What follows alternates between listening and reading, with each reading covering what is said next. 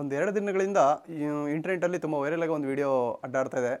So ಒಂದು women ಓಕೆನಾ, ಅವರೊಂದು ಫೋಟೋ ತೊಗೊಂಬಂದು ಎ ಐ ಟೂಲ್ ಹತ್ರ ಇದನ್ನ ಜನ್ರೇಟ್ ಮಾಡಿಕೊಡು ಅಂತ ಸ್ಯಾರಿಯಲ್ಲಿ ಅವರು ಚೂಡಿದಾರ್ ಹಾಕೊಂಡಿದ್ದಾರೆ. ಸೊ ಇದನ್ನ ಸ್ಯಾರಿಯಲ್ಲಿ ಜನ್ರೇಟ್ ಮಾಡಿಕೊಡು ಅಂತ ಒಂದು ಫೋಟೋನ ಅಪ್ಲೋಡ್ ಮಾಡ್ತಾರೆ.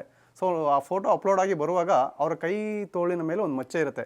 ಸೊ ಈ ಮಚ್ಚೆನ ಅವರು ಫಸ್ಟು ಏನು ಮಾಡಿರ್ತಾರೆ, ಚೂಡಿದಾರ್ ಹಾಕೊಂಡು ಕೈ ತೋಳೆಲ್ಲ ಫುಲ್ಲು ಕ್ಲೋಸ್ ಆಗಿರುತ್ತೆ. ಸೊ ನೆಕ್ಸ್ಟು ಆ ಎ ಐ ಟೂಲ್ ಜನ್ರೇಟ್ ಮಾಡಿರೋಂಥ ಇಮೇಜಲ್ಲಿ ಆ ಕೈಯಲ್ಲಿ ಒಂದು ಮಚ್ಚೆ ಇರುತ್ತೆ. ಸೊ ಇದು ಹೇಗೆ ಆ ಎ ಐ ಟೂಲ್ ಗೊತ್ತಾಯಿತು ಅಂತ ಅವ್ರು ಕೇಳ್ತಾರೆ.